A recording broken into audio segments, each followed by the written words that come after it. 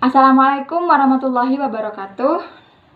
Perkenalkan, nama saya Siti Murdiatul Fawaid, NIM 202101050018. Saya dari kelompok 9 yang akan mempresentasikan tentang pemerintahan yang demokratis. Saya di sini akan menjelaskan tentang pengertian demokrasi, sejarah singkat demokrasi, dan nilai-nilai yang ada di dalam demokrasi. Yang pertama, pengertian demokrasi. Demokrasi ini berasal dari bahasa Yunani, yaitu demokratia, yang berarti pemerintahan rakyat. Sedangkan demokratia ini berasal dari kata demos dan kratos. Demos ini artinya manusia dan kratos adalah pemerintahan.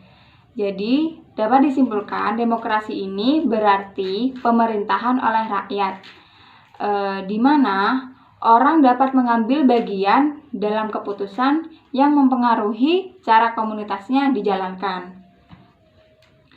Kemudian sejarah singkat demokrasi.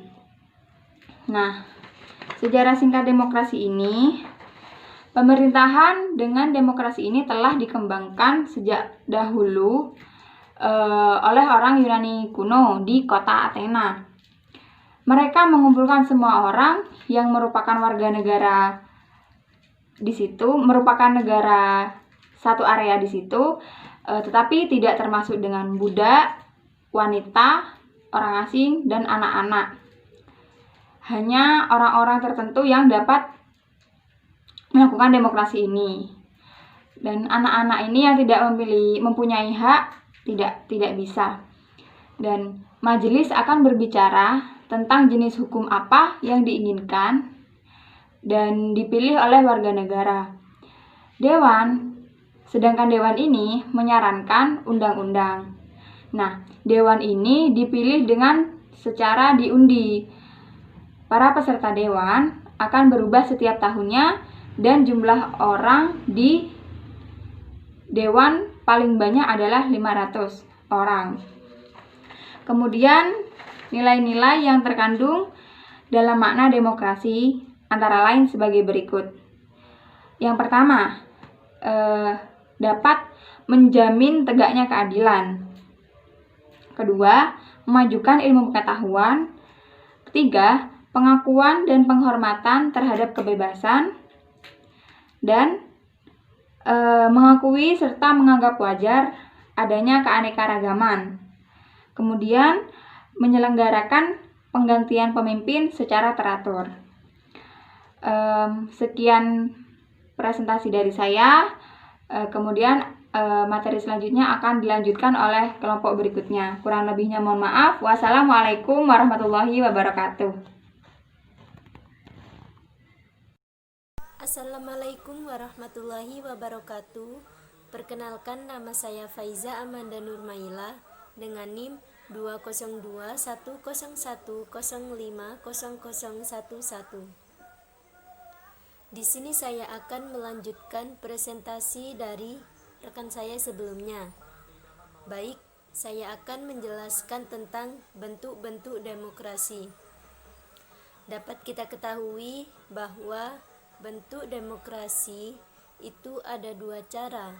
Yang pertama, dilihat dari cara penyaluran kehendak rakyat, dan yang kedua, dilihat dari titik berat paham yang dianut.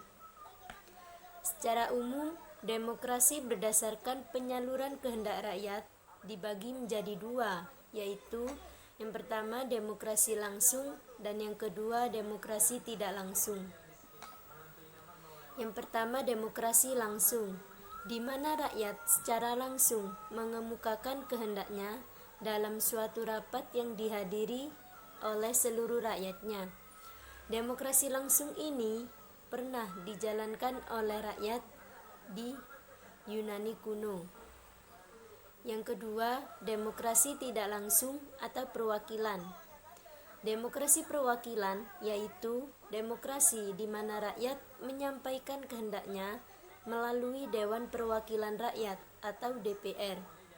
Demokrasi ini dijalankan oleh negara-negara pada zaman modern.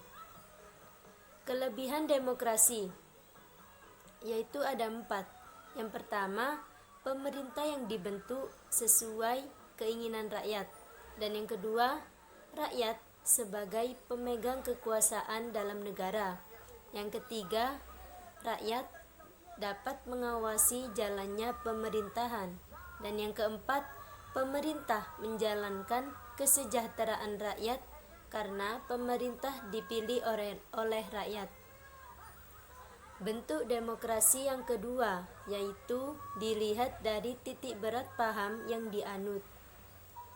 Demokrasi dilihat dari titik berat paham yang dianut dapat dibedakan ke dalam 3 bentuk. Yang pertama, demokrasi barat atau liberal. Yang kedua, demokrasi timur. Dan yang ketiga, demokrasi gabungan.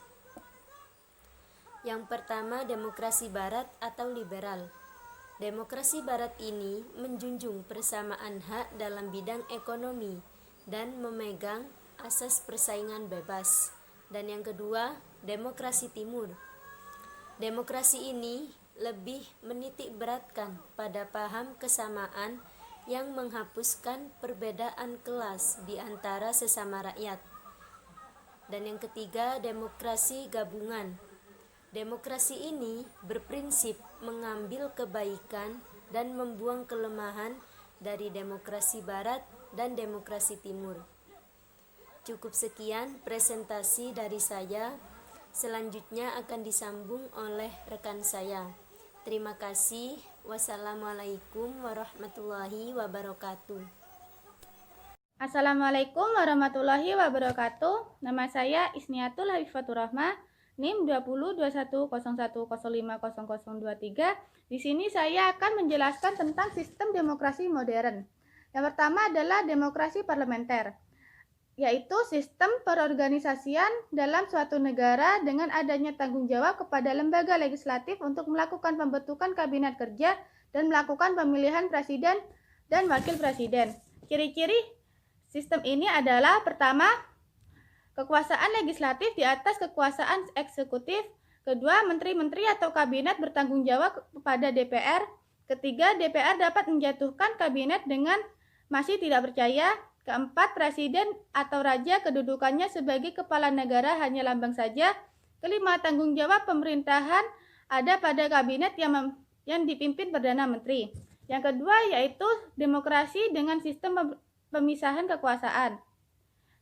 Sistem ini menganut ajaran Montesquieu atau disebut dengan trias politika. Yang pertama adalah legislatif, yaitu kekuasaan untuk membuat undang-undang. Kedua, eksekutif, kekuasaan untuk melaksanakan undang-undang. Yang ketiga adalah yudikatif, kekuasaan untuk mengawasi pelaksanaan undang-undang. Yang ketiga adalah demokrasi dengan sistem referendum. Yang pertama, referendum obligatoire, yaitu pembuatan undang-undang harus disetujui rakyat. Setelah badan legislatif membuat RUU, maka RUU ditawarkan kepada rakyat dengan jalan pemungutan suara. Yang kedua adalah referendum fakultatif, yaitu badan legislatif membuat undang-undang dijalankan dalam waktu tertentu. Jika rakyat setuju, undang-undang sudah tetap. Jika rakyat tidak setuju, barulah badan legislatif minta persetujuan rakyat. Dan yang kedua, saya akan membahas tentang prinsip-prinsip demokratif. Yang pertama adalah kebebasan atau persamaan. Di sini maksud dari persamaan adalah untuk memberikan perlakuan yang adil, sama atau serupa terhadap pemberian hak-hak rakyat.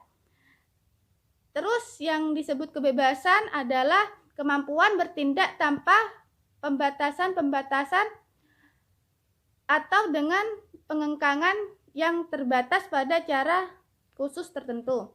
Yang kedua adalah kedaulatan rakyat. Perwujudan lain konsep kedaulatan adalah pengawasan oleh rakyat. Sekian dari saya, bila ada salah kata mohon dimaafkan. Wabillahi taufiq wal hidayah. Wassalamualaikum warahmatullahi wabarakatuh.